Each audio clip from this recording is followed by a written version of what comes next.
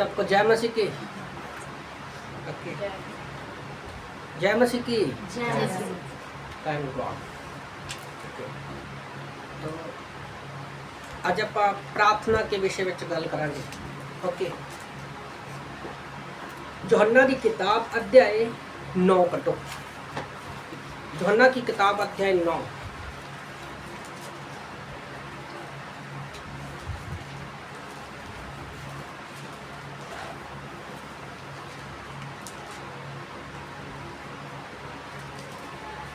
यूहन्ना की किताब अध्याय 1 वचन 9।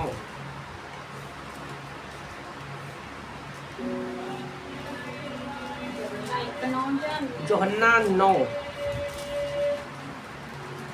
यूहन्ना अध्याय 9 वचन 1 से पढ़ेंगे हम लोग।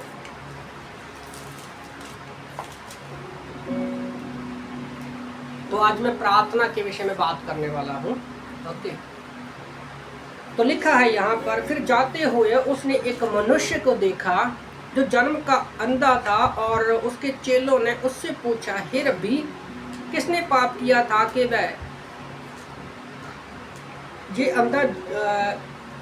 वह अंधा जन्म? इस मनुष्य ने, जहाँ उसके माता पिता ने, यीशु ने उत्तर दिया कि ना तो इसने कोई पाप किया और ना ही इसके माता पिता ने, परंतु इसलिए हुआ कि परमेश्वर के काम उसमें प्रकट हो। तो यहाँ पर एक जन्म का अंधा व्यक्ति है। ओके, तो चेले अपने यीशु मसीह से पूछते हैं कि प्रभु इसने क्या, याद रखो यहाँ पे वो शब्द बोल रहे हैं, हे रब्बी।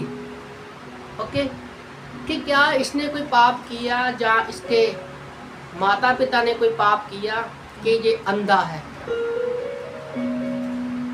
ओके, आज यही सवाल हम भी सोचते हैं कि हर एक बीमारी पाप की ओर से नहीं होती। कभी कभी मन में डरा जाता ना कि हर एक, शायद मैंने कोई पाप किया होगा तभी जो है मुझे शायद इसलिए सजा मिल रही है कि मैंने कोई पाप किया। पर हर एक बीमारी पाप के कारण नहीं आती। ओके, तो यहाँ पर वो यही सिखा रहा है। तो आगे वचन में क्या लिखा है कि जिससे, तो यीशु कहता है कि कई बार कुछ चीजें परमेश्वर ने अपने काम को प्रकट करने के लिए वो चीजों को होने देता है। ओके, अय्यूब के जीवन से हम देखते हैं, अय्यूब ने तो कोई पाप किया ही नहीं था। उसका घर गया, सारी प्रॉब्लम आ गई उसको। ओके, नीचे देख लो।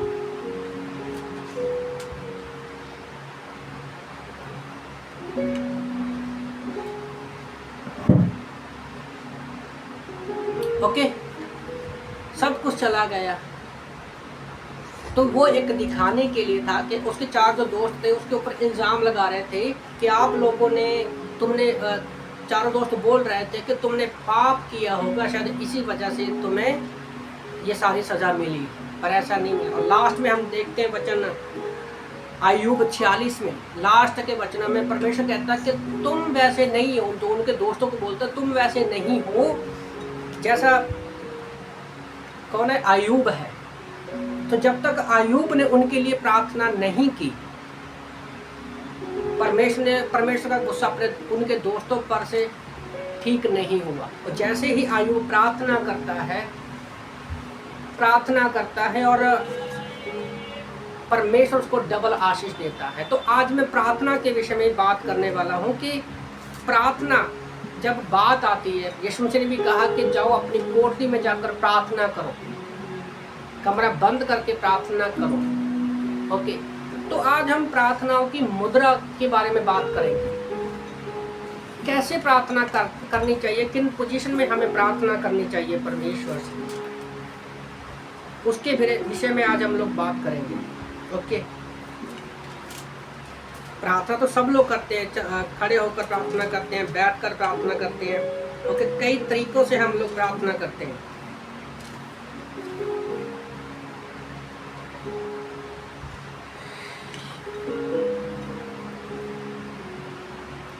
तो मैं कुछ पॉइंट आप लोगों के सामने सामने रख रहा हूँ जिससे हम जानेंगे कि कैसे हम परमेश्वर के आगे प्रार्थना कर सकते हैं।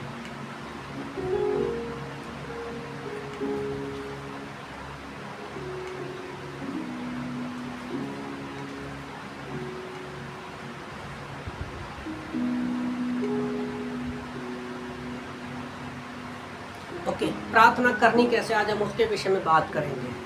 ठीक है, तो जैसे कई प्रकार की प्रार्थना है, जब हम प्रार्थना करते समय हमारे मन में भावनाएं कैसी होनी चाहिए, ओके, आज उसके विषय में हम लोग जानेंगे। कई बार हम लोग घुटनों पर प्रार्थना करते हैं, खड़े होकर प्रार्थना करते हैं। हमारे देखो, जिस बंदे को जिस प्रकार की प्रॉब्लम होती है ना, उसी हिसाब से हम प्रार्थना करते हैं। ओके, अगर बीमार हो तो हम बीमारी को लेकर प्रार्थना करेंगे। अगर घर में फाइनेंस की प्रॉब्लम चल रही है तो हम उसी हिसाब से प्रार्थना करेंगे, एक वो अलग से भावना लेकर। तो आज प्रार्थना की जो मुद्राएं हैं उसके विषय में जानेंगे। हम वचन निकालेंगे लूका की किताब अध्याय 22 वचन 41। पढ़ो, कोई भी जन पढ़ सकता है। लूका 22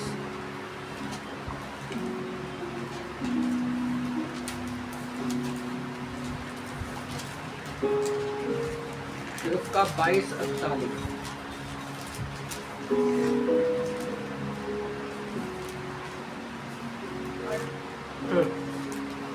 और वह आप उनसे अलग एक ढेला फेंकने की दूरी पर गया और घुटने टेककर प्रार्थना करने लगा।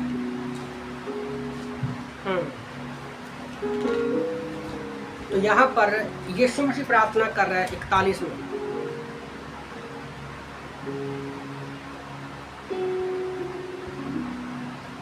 तद उसने लूका 42 का 41, 22 का 41 है ना, मतलब 22:41 22:41 है। लूका 22:41 में तद उस जगह पहुंचकर उसने प्रार्थना करो कि तुम परीक्षा में ना पड़ो। तो हमें भी जब प्रार्थना करनी है, यीशु ने घुटनों को टेक कर प्रार्थना की। हमारी प्रार्थनाओं में, रोजमर्रा के जीवन में अगर पॉसिबल है, संभव है, हम बुढ़े नहीं हैं, हमारे घुटने अच्छे से काम करते हैं, तो हो सके तो हमें घुटने टेक कर प्रार्थना करनी चाहिए। तो यहाँ पर गत्समनी के बाग में हम देखते हैं यीशु मसीह अभी क्रूस पर जाने वाला है, सारे पापों का बोझ उसके ऊपर आ रहा है। तो उसने क्या कहा, ठीक है, कि तुम परीक्षा में ना पड़ो, तो हमें घुटनों पर जाकर प्रार्थना करनी चाहिए। यीशु ने कहा, और वह उसने अलग ढेला फेंका और दूर भाग गया और घुटने टेक कर प्रार्थना करने लगा। तो प्रार्थना में सबसे अच्छा तरीका जो है प्रार्थना का, वो है घुटनों टेक कर। जी, मैं इसलिए मैसेज दे पा रहा हूँ क्योंकि मैं काफ़ी दिनों से कंटिन्यू कभी घुटने टेक कर प्रार्थना नहीं कर पा रहा। पर कभी कभी परमेश्वर हमारे जीवन में कुछ ऐसी परिस्थितियों को आने देता है कि हम घुटनों पर जाते, यीशु मसीह को फॉलो कर रहे हैं, उसके पीछे चल रहे हैं। तो प्रार्थना का जीवन चेलों ने देखा था, हमने भी चला, अभी आज देखेंगे कि प्रार्थना का जीवन चेलों ने देखा, तो हमें भी उस जीवन को अपनाना है। चेलों ने भी कहा, हमें प्रार्थना करनी सीखा। तो जब यीशु मसीह ने घुटने टेके हैं, तो हमें भी घुटने टेक कर क्या है, प्रार्थना करनी चाहिए। ओके, तो यहाँ पर सबसे पहले देखते हैं कि यीशु मसीह ने घुटने टेक कर प्रार्थना की। दूसरा वचन है, अब इसके कुछ पॉइंट है, देखेंगे कि कहाँ कहाँ पर कैसी कैसी परिस्थिति में लोगों ने घुटने टेक कर प्रार्थना की। दूसरा इतिहास अध्याय 16 वचन 13 निकाले। दूसरा इतिहास अध्याय 6 वचन 13।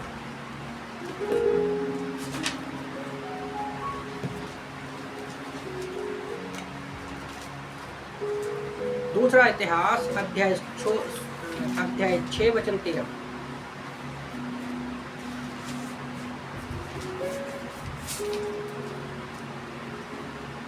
पढ़ो कोई भी।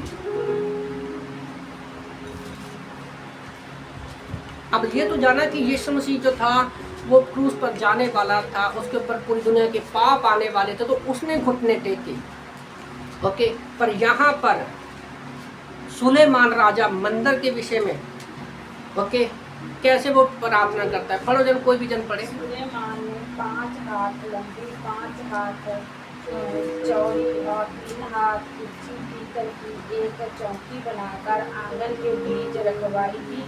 उसी पर खड़े होकर उसने सारे इज़राइल की सभा के सामने घुटने टेककर स्वर्ग की और हाथ फैलाए हुए कहा। ओके, तो यहाँ पर जब हम घुटने पर आते हैं तो सबसे पहले हमें किस में प्रार्थना होगी? सम्मान के साथ घुटने टेकना, सम्मान के साथ घुटने टेकना। हम लोग हिमाचल में गए थे, ओके, तो शायद फेसबुक पर फोटो देखी होगी, मैं अपनी वाइफ को घुटनों पर आके ना गुलाब, एक गमला जिसमें 2 गुलाब है उनको दे रहा हूँ घुटनों पर आके। तो घुटनों पर जब हम अपनी वाइफ के लिए आ सकते हैं, है ना, तो परमेश्वर जो सम्मान है, सम्मान के साथ हमें परमेश्वर के सामने भी घुटनों पर आना है। हम एक तरह से अपने प्रेम को दिखाते हैं। तो सुलेमान यहाँ पर सम्मान के साथ घुटनों पर आया। ऐसा नहीं कि हमें सिर्फ दिखाने के लिए घुटनों पर आना है, बल्कि एक दिल में हमारे सम्मान होना चाहिए। दूसरा इतिहास अध्याय 6 वचन 13 के अनुसार। तो हमें परमेश्वर के सामने पहला पॉइंट ये है कि हमें सम्मान के साथ, सुलेमान की तरह मंदिर में जब वो समर्पण कर रहा था तो वो सम्मान के साथ घुटनों पर आया। ओके, सम्मान के साथ वो घुटनों पर आया। दूसरा पॉइंट क्या है घुटनों पर आने के लिए? दानियल की तरह हमें नियमित घुटने टेकने चाहिए, जैसे दानियल रोज घुटने टेकता था। नियमित घुटने टेकना मतलब हर रोज घुटने टेक कर प्रार्थना करनी। दानियल की किताब अध्याय 6 वचन 10 हम निकालेंगे। दानियल की किताब अध्याय 6 वचन 10। और हमें पता है कि दानियल जो था वो दिन में 3 बार प्रार्थना करता था।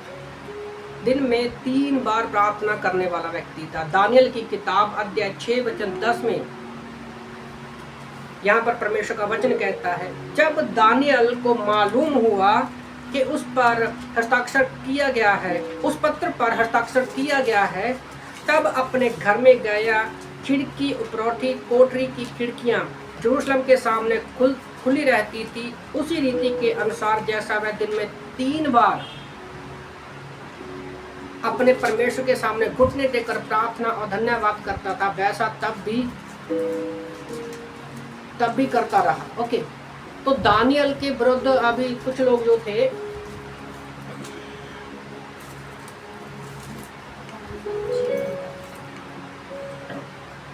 ओके, दानियल 6:10 पढ़ रहा हूं मैंने। तो दानियल के ऊपर के मूर्ति एक बनाई गई, उसके सामने घुटने टेकने हैं, उस पत्र पर उन्होंने हस्ताक्षर कर दिए थे। पर दानियल के जीवन से हम क्या देखते हैं कि उसने मुसीबत के समय में क्या किया? वो दिन में 3 बार प्रार्थना करता था घुटने टेक कर। तो जब हम प्रार्थना में जाते हैं, जब हम घुटने, हर रोज हमें घुटने टेकने बहुत जरूरी है। और शायद घुटने टेकने के ऊपर मैं पहली बार अब प्रचार कर रहा हूँ बहुत सालों के बाद, क्योंकि जब तक हम अपने जीवन में उन चीज़ों को खुद नहीं करते, प्रैक्टिकल नहीं करते, हम दूसरों को नहीं बता सकते।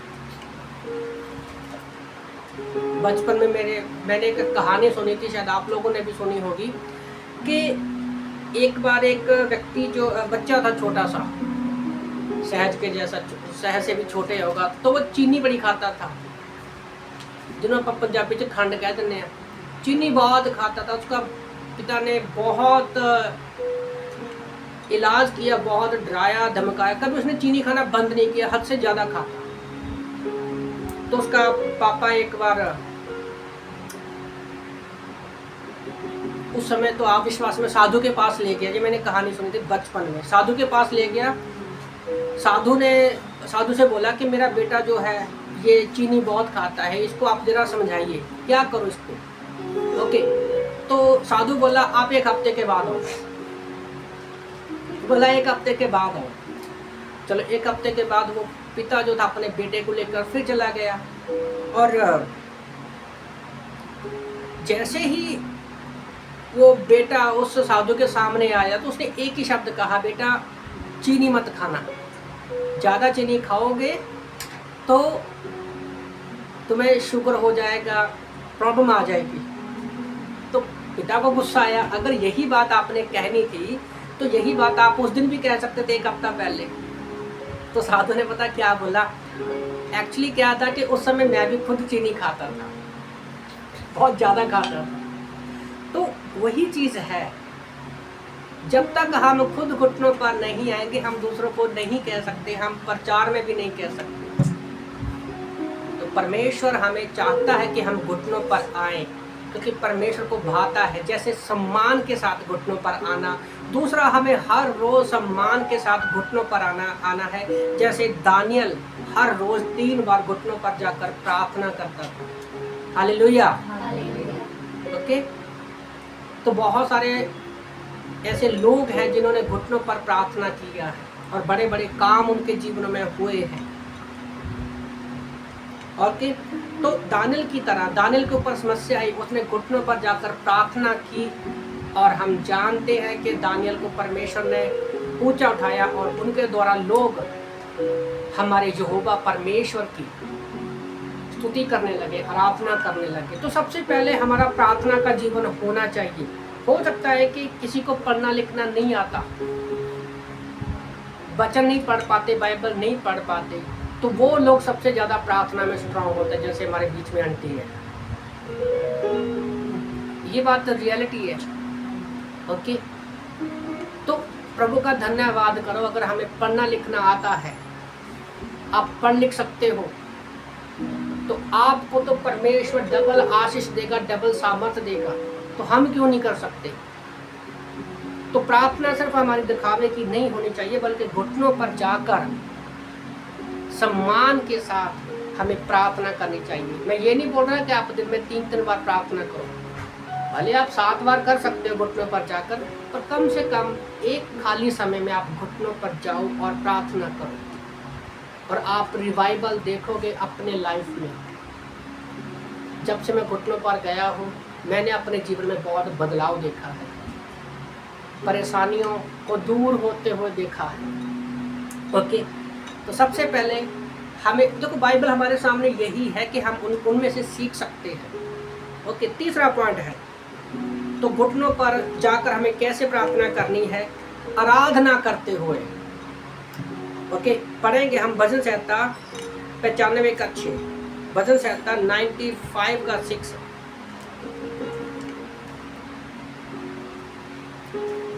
भजन संहिता 95 का 6 पढ़ेंगे हम।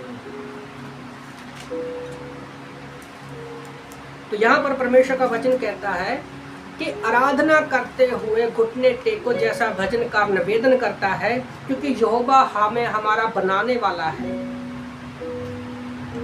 ओके, आओ हम झुककर दंडवत करें और अपने कर्ता यहोवा के सामने घुटने टेके। क्यों हमें परमेश्वर के सामने झुकना है? उसका आदर करने के लिए। क्यों? क्योंकि परमेश्वर ने हमें बनाया है, हम उसकी आराधना करते हैं। याद रखो, परमेश्वर ने हमें क्यों रचा है? आराधना करने के लिए, संगति करने के लिए। तो हमें रोज प्रार्थना करते हुए घुटनों पर जाना है, परमेश्वर के सम्मान में, उसका सम्मान करते हुए, उसका आदर करते हुए और आराधना करते हुए, जो हमारा मुख्य उद्देश्य है। भजन संहिता 95:6। आओ हम झुककर दंडवत करें, अपने कर्ता यहोवा के सामने घुटने टेकें। ओके, तो भजनकार यहाँ पे लिख रहा है। तो जब हम घुटनों पर जाते हैं, क्योंकि परमेश्वर ने हमें बनाया है। उत्पत्ति की किताब अध्याय 1:26-27 में भी क्या लिखा है कि परमेश्वर ने हमें अपनी समानता और अपने स्वरूप में हमें बनाया है, और जैसा हमें एक बार बना दिया, उसमें कोई बदलाव नहीं किया। सारी पृथ्वी को उसने हमारे लिए बना दिया, और जो कुछ भी है परमेश्वर ने हमारे लिए बनाया ताकि हम उस पर राज्य कर सके। और परमेश्वर, जब हम यीशु मसीह पर विश्वास करते हैं, उसके लहू के ऊपर, तो हमेशा के लिए हम स्वर्ग में जाएंगे और परमेश्वर के सामने भी उसकी आराधना स्तुति करेंगे। यशायाह 6 में क्या है?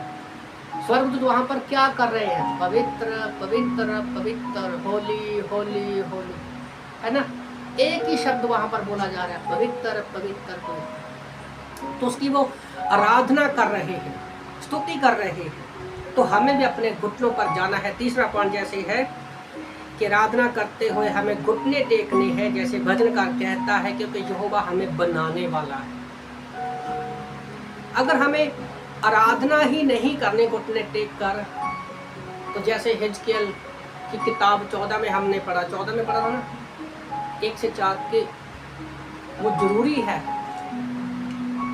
कि हमें सारी मूर्तों को साइड में निकाल कर अपने मन से सारी मूर्तों को दूर करके परमेश्वर की, सच्चे परमेश्वर के उद्धारकर्ता की आराधना करनी है। ओके, चौथा पॉइंट, लुका की किताब अध्याय 22-41 की यीशु मसीह का वचन पढ़ा हमने स्टार्टिंग में, कि समर्पण के साथ घुटने टेक कर हमें प्रार्थना करनी चाहिए। समर्पण के साथ, पहला क्या था, सम्मान के साथ, दूसरा दानियेल के जैसे रोज, और तीसरा क्या है, आराधना करते, चौथा सम्मान के साथ। अब गतसमनी के बाग में है, सॉरी, समर्पण के साथ, थैंक यू, पता चलता है कि आप लोग ध्यान दे रहे हो, मैं गलत बोल रहा हूँ। समर्पण के साथ, चौथा पॉइंट है समर्पण करते हुए। क्यों समर्पण शब्द लिया यहाँ पर लुका 22 में? क्योंकि यीशु मसीह के ऊपर गतसमनी के बाग में सारे पापों का बोझ उसके ऊपर आ रहा है। यीशु मसीह चाहता तो इस भाग सकता था अपनी जिम्मेवारी से, पर वो पता क्या कहता है, सम्मान करता है परमेश्वर का। वो कहता है, प्रभु तेरा धन्यवाद, तेरा धन्यवाद परमेश्वर, फिर भी मेरी तेरी इच्छा पूरी हो। पता, सम्मान सबसे बड़ी बात यही है कि हम अपनी इच्छा को साइड में रखकर परमेश्वर के बातों को सम्मान देते हैं, तो परमेश्वर हमें सम्मान देकर। फिलिपियों की किताब अध्याय 2:5 में, फिलिपियों की किताब अध्याय 2 वचन 5 से लेकर 11 तक पढ़ते हैं। यीशु मसीह ने क्या कहा कि अपना उसने ईश्वरीय रूप छोड़ दिया। यीशु मसीह का एक स्वभाव था सम्मान करने वाला। फिलिपियों की किताब अध्याय 2 वचन 5 से यीशु मसीह कैसे सम्मान में वो अपना ईश्वरीय रूप छोड़ दिया। वो एक नम्र बन गया, दीन बन गया, इंसान बन गया। वो इतना नम्र हो गया कि उसने क्रूस की मौत को भी सह लिया। तो जब हम रोज प्रार्थना में जाते हैं, घुटने टेक कर परमेश्वर को सम्मान देना, क्योंकि हमारी इच्छा नहीं, परमेश्वर की इच्छा पूरी करना बहुत जरूरी है। ओके, तो एक सम्मान था यीशु मसीह ने क्रूस पर जाना। और हम बार बार यीशु मसीह यही कहता चलेगा कि मेरी इच्छा पूरी नहीं, जो मेरे भेजने वाले की इच्छा को पूरा करता है। मैं अपनी इच्छा नहीं है, मैं अपने भेजने वाली की इच्छा को पूरा करता हूँ। तो ये एक सम्मान है। हम धरती पर हैं, नहीं मेरी इच्छा पूरी हो, मैं चाहता हूँ, नहीं, परमेश्वर की अगर इच्छा है, प्रभु चाहता है कि हम उसकी इच्छा को पूरा करें, और उसकी इच्छा को पूरा करना ही हम सम्मान करते हैं। और जब हम घुटने टेक कर प्रार्थना करते हैं, क्यों ना आंटी आंटी के तो घुटनों में दर्द है, ओके, पर चलेगा। मन से हमें घुटने टेकने हैं। अब इसका मतलब ये नहीं है कि मैसेज सुनने के बाद आप अपने घुटने तोड़वा लो। अगर घुटनों में दर्द है, नहीं बैठ सकते, डॉक्टर ने मना किया, तो प्लीज मत जाइए। पर मन से हमें घुटने टेकने, मन के साथ, नम्रता के साथ घुटने टेकना एक नम्रता की निशानी है।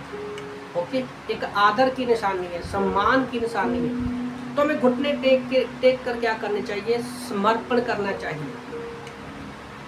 जब हम रोज प्रार्थना करें, घुटने टेक कर समर्पण के साथ परमेश्वर के सामने प्रार्थना करेंगे, तो प्रभु हमें बहुत सारी आशीष देगा, हमें वो ऊंचा उठाएगा। यीशु मसीह ने परमेश्वर के सामने घुटने टेके, और फिलिपियों 2 में हम देखते हैं कि परमेश्वर ने उसको सबसे ऊंचा किया, और उसके आगे सब हर एक घुटना झुकेगा, लिखा है बाइबल में।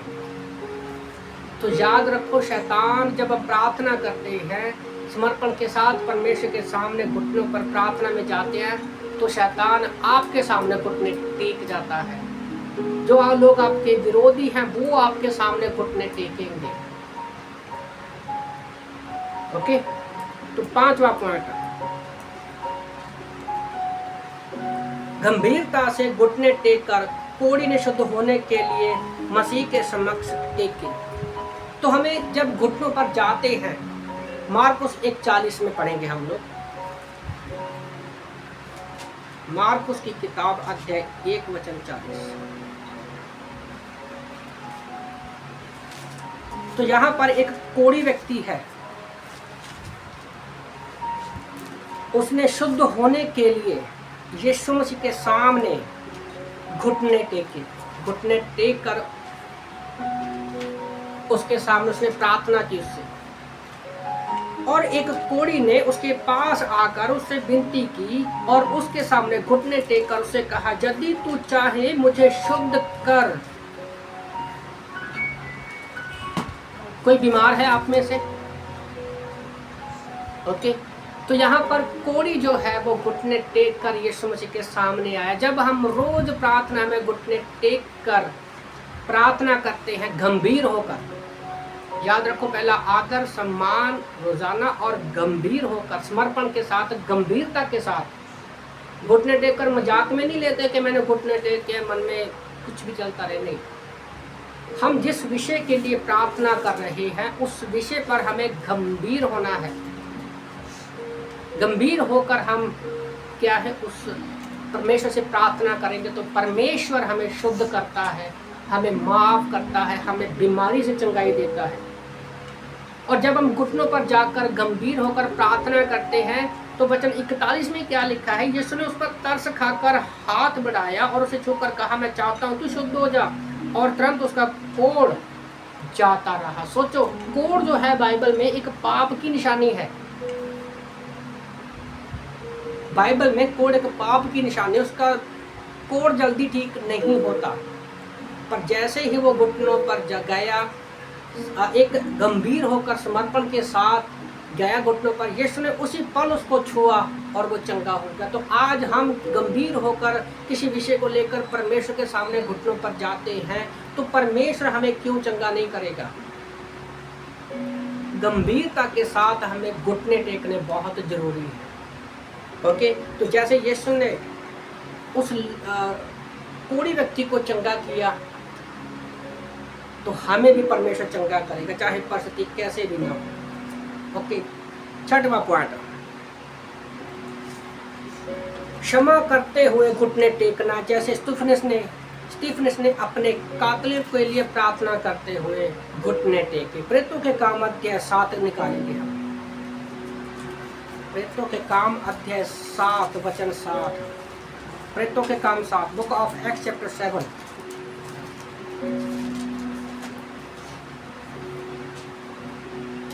पता, प्रचार सुनने के लिए सब आ सकते हैं, पिकनिक हो चर्च में सब आ सकते हैं, किसी के घर में खाना रखा हो सब आ सकते हैं, पर अगर किसी को प्रार्थना के लिए बुलाओ कभी नहीं आते। हर जगह पर यह प्रार्थना ही नहीं करते।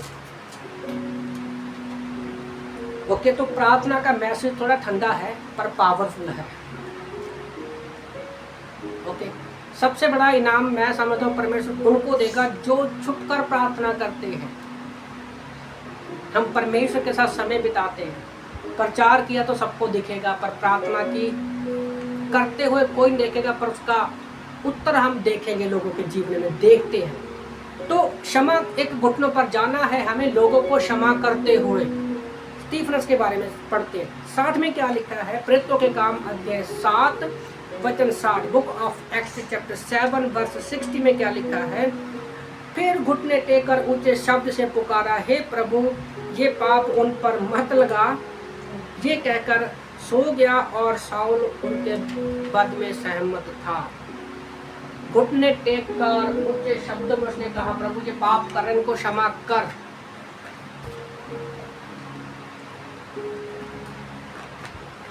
सोचो यीशु मसीह के चेले कैसे थे उस समय में।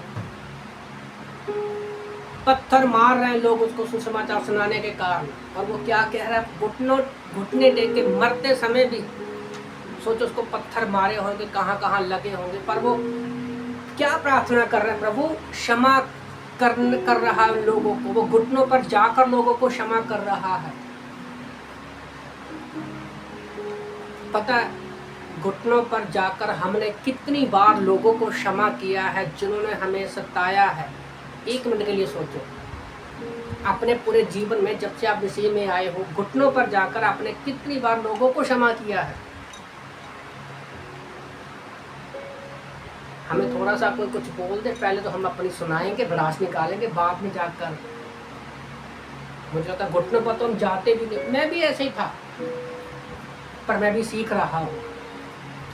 तो हमें स्टीफनस के जैसे घुटनों पर जाकर लोगों को क्षमा करना है जो हमें सताते हैं, भले कैसे क्यों ना। गलती चाहे किसी की हो चाहे ना हो, क्षमा हमें ही मांगनी है। तो घुटनों पर जाकर, कहानी पढ़ी है ना, पतरस को पत्थरों से मार दिया। पता है, घुटनों पर जाकर उसने प्रार्थना की, क्षमा करने को बोला। किसी ने नहीं देखा, एक व्यक्ति का जीवन बदल गया। कौन था वो? साउल। लिखा नहीं यहाँ पर, साउल उसको उसके वध में सहमत था। साउल जो बाद में पौलुस बना, तो वो पत्थर मारे जा रहे हैं उसके ऊपर। साउल स्टीफनस घुटनों पर गया, प्रार्थना किया, किसका जीवन बदला? साउल का जीवन बदला। उसके बाद याद रखो, ये बात भी लुक्का लिख रहा है, ओके। साउल का जीवन बदला। आज अगर आपको कोई सताता है, उसके लिए आप घुटनों पर जाकर प्रार्थना करते हो, तो परमेश्वर आपके द्वारा किसका जीवन बदलेगा पता नहीं।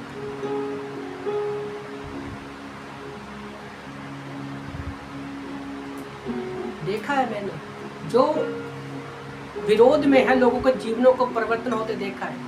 हमारी एक रिलेटिव है, मेरी भाभी लगती है, उसका हस्बैंड प्रभु को नहीं मानता था, बट वो किसी को रोकता भी नहीं था। बोलता मेरे सामने कभी भी प्रभु, मतलब मुझे चर्च जाने के लिए प्रभु के बारे में मत बोलना। बट उसकी वाइफ जो थी, प्रार्थना करते थे घुटनों पर जाकर। और आज उसका हस्बैंड, मुझे इसी साल में पता चला, वो 4-5 साल से चर्च में जा रहे हैं, ज़्यादा ही हो गया, तो उसका हस्बैंड भी चर्च में जाने लगा। तो मैंने स्टेटस डाला, एक दिन ऐसे ही वचन डाल दिया व्हाट्सएप के स्टेटस में, किसी ने रिप्लाई नहीं किया। एक जन ने रिप्लाई किया, सबसे पहला रिप्लाई पता किसका आया?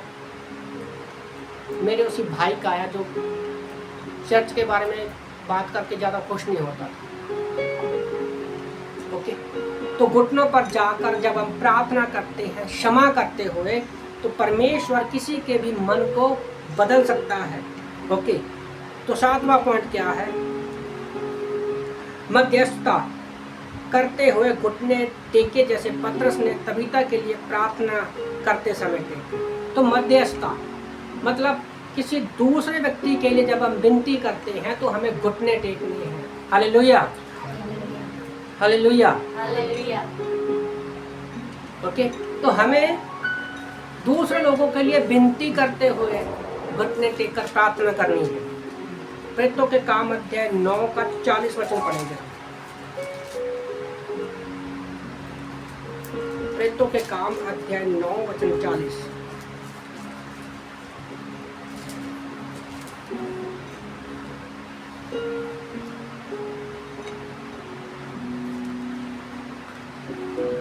हमें क्या करना है? जब हम किसी अपने लिए तो अब तक प्रार्थना कर रहे थे घुटने टेक कर, अब जब किसी दूसरे के लिए हमें प्रार्थना करनी है तो भी हमें घुटने टेक कर प्रार्थना करनी चाहिए। जैसे 40 में लिखा है कि तब पतरस ने सबको बाहर कर दिया और घुटने टेक कर प्रार्थना की। तब लोथ की ओर देखकर कहा, हे तबीता उठ। तब उसने अपनी आंखें खोल दी और पतरस को देखकर उठ बैठी। तो यहाँ पर तबीता मर गई थी क्या?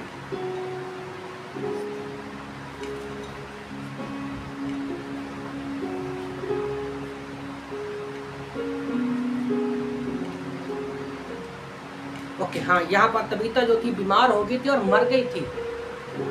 तो पतरस, एक तो स्टीफनस घुटने पर प्रार्थना किया, पौलुस ने भी यीशु ने भी घुटने टेकर प्रार्थना किया, दानियल ने भी प्रार्थना किया। अब पतरस जो सबसे ज़्यादा बात करने वाला बंदा है, वो भी घुटनों पर जाकर प्रार्थना करने का महत्व जानता है। तो तबीता नाम की एक लेडी यहाँ पर मर जाती है। पौल सबको बाहर निकाल देता है, सॉरी पतरस सबको बाहर निकाल देता, तो वो क्या करता है, घुटनों पर जाकर प्रार्थना करता है और लोथ की ओर देकर कहता है, हे तबीता उठ। क्या ये पॉसिबल है कि आज हम भी ऐसा कर सकते हैं? पॉसिबल है, परमेश्वर कर सकता है, क्योंकि परमेश्वर ना बदलने वाला परमेश्वर है। ओके, तो हमें एक समझ रहे ना आप, घुटनों पर जाकर प्रार्थना करना और हमारे किन भावनाओं से जाकर हम प्रार्थना करते हैं, ओके, वो इम्पोर्टेंट है। तो यहाँ पर एक मरी हुई स्त्री है, पतरस घुटनों पर गया, उसने प्रार्थना की तो वो मुर्दों में से जिंदा हो गई। आज परमेश्वर वही काम हमारे द्वारा भी कर सकता है। ओके, तो हमें घुटनों पर जाकर दूसरे लोगों के लिए विनती करना बहुत जरूरी है। अगर किसी के जीवन में कोई समस्या है, परेशानियां हैं, हम उसके जीवन में सॉल्व नहीं कर पा रहे, आपने पूरा जोर लगा लिया, तो हमें घुटनों पर जाकर उसके लिए क्या करना चाहिए, प्रार्थना करना चाहिए। मध्यस्थ मतलब बिचौलिया बनना। कोई व्यक्ति है, यहाँ पर आप है और आगे परमेश्वर। ओके, तो मध्यस्थ की मुद्रा में हमें जाना है। ओके, मध्यस्थ होकर हमें घुटनों पर जाकर प्रार्थना करनी है। 8वां पॉइंट, विश्वास योग्यता के साथ घुटनों पर जाना। विश्वास योग्यता के साथ घुटने टेक कर पौलुस की तरह हमें प्रार्थना करनी चाहिए जब उसने अफिसस की कलीसिया के लिए प्रार्थना की। तो जब हम घुटनों पर जाते हैं, प्रेरितों के काम 20 निकालेंगे।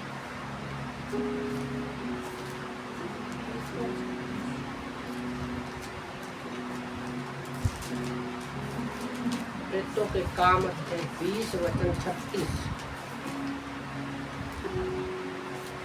ओके, यहाँ पर पौलुस है। याद रखो पौलुस का जीवन कहाँ से बदला। मैं समझता हूँ कि उसने घुटने टेक कर क्यों प्रार्थना की। शायद उसने जब स्टीफनस को मारा जा रहा था पत्थरों से, ओके, हमने ऊपरी पढ़ा ना प्रेरितों के काम 7:60 में, ठीक है, तो उसने स्टीफनस को प्रार्थना करते देखा था घुटनों पर जाकर। तो वही घुटनों पर जाकर अभी लोगों के लिए प्रार्थना कर रहा है साउल, जो बाद में पौलुस वाला, उसका जीवन बदल गया। 36 में लिखा है, 20 प्रेरितों के काम अध्याय 20 वचन 36 में, जय कहकर उसने घुटने टेके और सब के साथ प्रार्थना की। तो पौलुस के जीवन से हम सबसे बात देख सकते हैं कि क्यों उसका जीवन ऐसा था, क्योंकि उसका प्रार्थना का जीवन था घुटनों पर जाकर। स्टीफनस को किसने देखा था? यीशु मसीह को देखा होगा। ओके, बहुत से लोग यीशु को जानते थे, ठीक है। तो स्टीफनस ने चेलों को देखा था, यीशु को देखा था, और स्टीफनस को देखकर पौलुस का जीवन बदलना जो सताने वाला था, आप वो खुद लोगों को घुटनों पर जाकर प्रार्थना करता है। मैं भी समय था बाइबल पढ़ने वाला था, और आज घुटनों पर जाकर प्रार्थना करने के लिए मैं खुद प्रचार कर रहा हूँ और आप लोगों को समझा रहा हूँ, बता रहा हूँ। तो जब हम घुटनों पर जाते हैं, विश्वास योग्यता बहुत जरूरी है। अगर आप घुटनों पर जा रहे हो, अगर आपके अंदर विश्वास की कमी है, तो हमारी घुटनों पर प्रार्थना की हुई व्यर्थ है। ये विश्वास योग्यता बहुत जरूरी है। ओके, तो यहाँ पर वो पूरी कलीसिया के लिए प्रार्थना कर रहा है। ओके, तो जब भी आप बैठते हो अपने घर में, किसी के लिए प्रार्थना करते हो, चर्च के लिए प्रार्थना करते हो, तो घुटनों पर जाकर प्रार्थना करो विश्वास योग्यता के साथ, और विश्वास रखो कि परमेश्वर आपकी प्रार्थनाओं का उत्तर देगा। ओके, तो हमें विश्वास योग्यता के साथ रोज घुटनों पर जाकर प्रार्थना करनी चाहिए। 9वां पॉइंट, ओके, अफिसियों की किताब अध्याय 3 वचन 14। 9वां पॉइंट क्या है? आत्मविश्वास के साथ घुटने टेक कर हमें प्रेतों की तरह प्रार्थना करनी चाहिए कि परमेश्वर को पिता जानकर। विश्वास योग्यता के साथ हमें घुटने टेक कर प्रार्थना करनी चाहिए। अफिसियों की किताब अध्याय 3 वचन 14।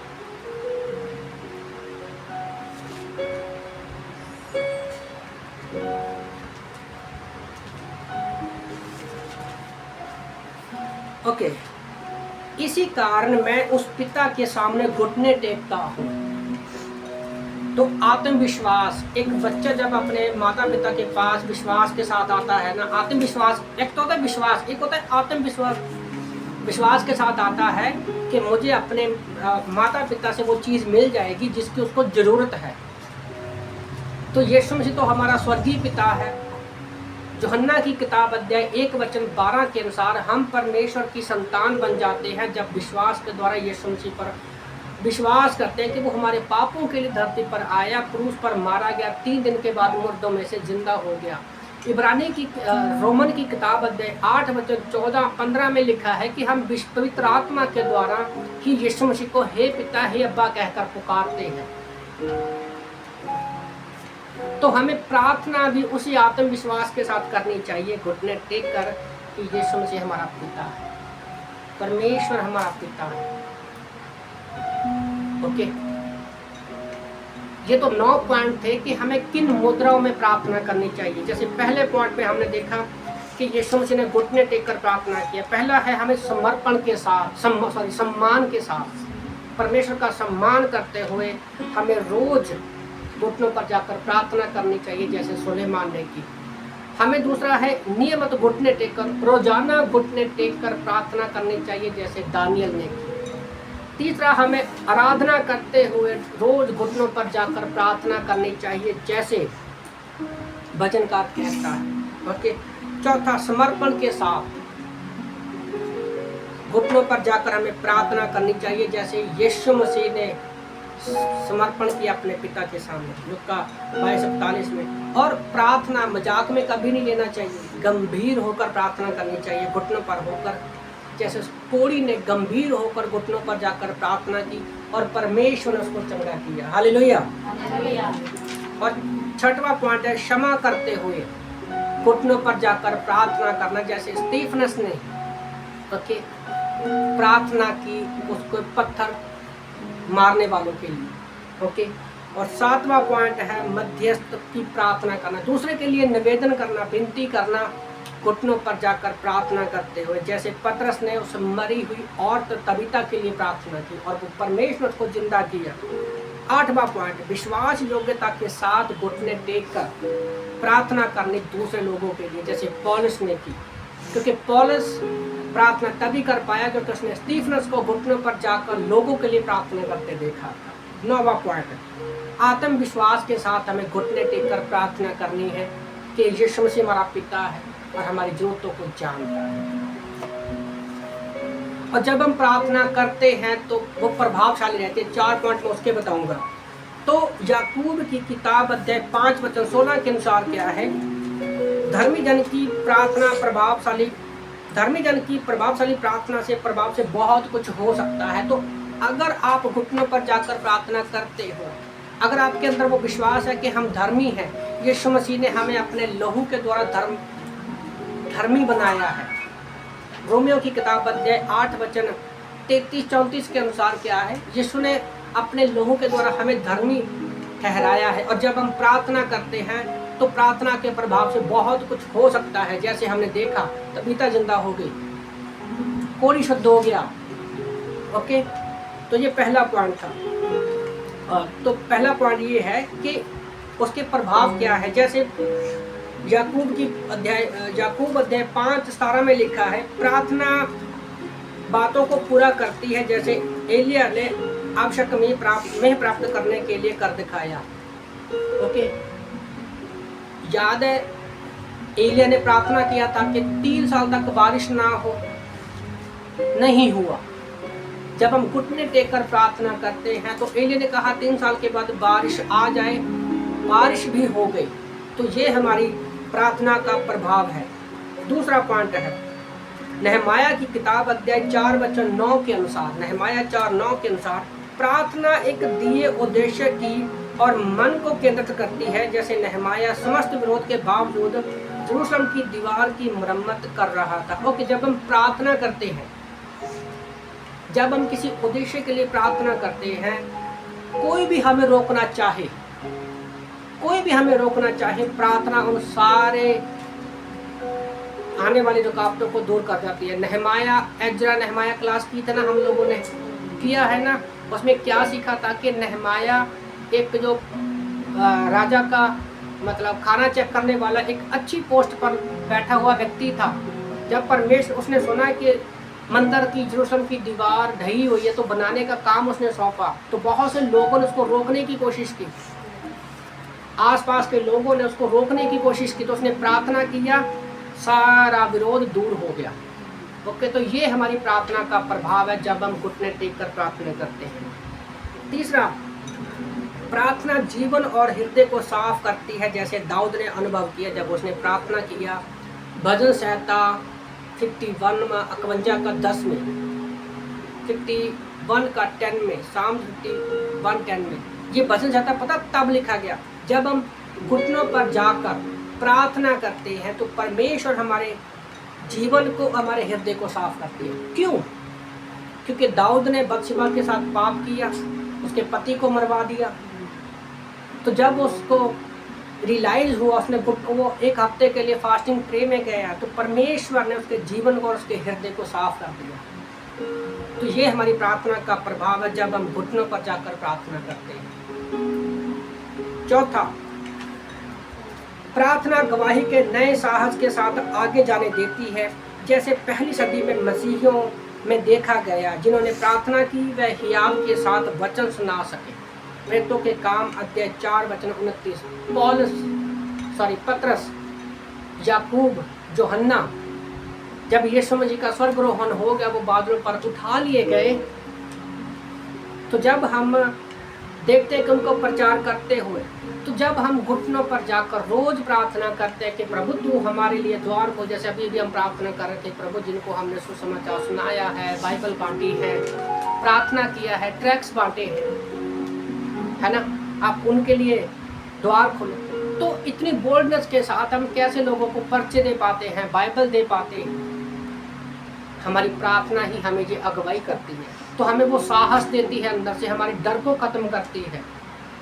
2 तिमोथियस में भी लिखा है कि परमेश्वर ने हमें डर का आत्मा नहीं दिया, बल्कि प्रेम, संयम और साहस, है ना,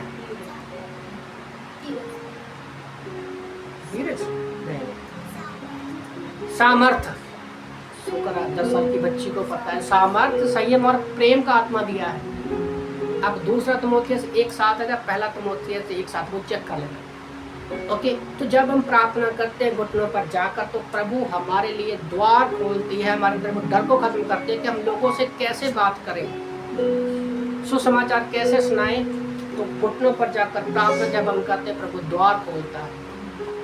ओके, तो याद रखिए, आज यीशु मसीह क्या कर रहा है? प्रचार नहीं कर रहा, प्रचार नहीं कर रहा यीशु मसीह। आज वो काम हम पर सौंपा है। आज वो क्या कर रहा है? परमेश्वर के दाहिनी ओर बैठा है। रोमियो की किताब अध्याय 8 वचन 35 के अनुसार परमेश्वर के दाहिनी ओर बैठा है और वो आज भी हमारे लिए प्रार्थना कर रहा है। ओके, तो हमें घुटनों पर जाकर प्रार्थना करना बहुत जरूरी है। आदर के साथ, सम्मान के साथ आराधना करते हुए, लोगों को क्षमा करते हुए, तो परमेश्वर हमारी प्रार्थना डबल प्रभावशाली हो जाती है। दानियल के बारे में सोचो ना, कैसे वो 4-5 लोग थे जिन्होंने पूरा जीवन बदल दिया उनका, घुटनों पर जाकर। अगर आज के बाद प्रार्थना नहीं कर रहे हो आप घुटनों पर जाकर, तो सबसे सही समय है सुबह के समय। आप 5 बजे उठते हो, ठीक है, रात का सबसे अच्छा समय कि 12 बजे के बाद आप कभी भी प्रार्थना करो घुटनों पर जाकर। दिन में किसी भी समय आप कर सकते हो, पर वो एक एकांत समय होता है, तो आप अपने जीवन में उन बदलाव को देखोगे। ओके, और सबसे पहले आप अपने अंदर उस बदलाव को देखोगे और आप एक अलग ही उत्साह में भरे होंगे। तो इसलिए मैं उत्साहित करना चाहता हूँ कि हमें घुटनों पर जाकर प्रार्थना करनी चाहिए। आइए हम प्रार्थना करते हैं। प्रभु धन्यवाद करते हैं समय के लिए, प्रार्थना करते हैं पिता परमेश्वर सारे समय को आप आशीष करें। धन्यवाद प्रभु, आज हमने सीखा, प्रार्थना के विषय में सीखा कि हमें किस मुद्रा में प्रार्थना करनी चाहिए। प्रभु हमें घुटनों पर जाकर प्रार्थना करने में हमें बल दीजिए, हमारे घुटनों में परमेश्वर, कि हम तेरे नाम में बढ़े, प्रार्थना का जीवन दे पिता परमेश्वर। जैसे प्रभु चेलों ने आपकी प्रार्थना का जीवन देखा, प्रभु हमारा जीवन भी प्रभु लोग प्रार्थना के जीवन को देखे प्रभु। प्रार्थना करता हूं प्रभु, आप हमें प्रार्थना करने का सामर्थ्य दीजिए। पवित्र आत्मा आप हमारी अगुवाई करें। धन्यवाद प्रभु यीशु, धन्यवाद प्रभु यीशु। प्रार्थना यीशु मसीह के नाम से मांगते हैं, आमीन। सबको जय मसीह की।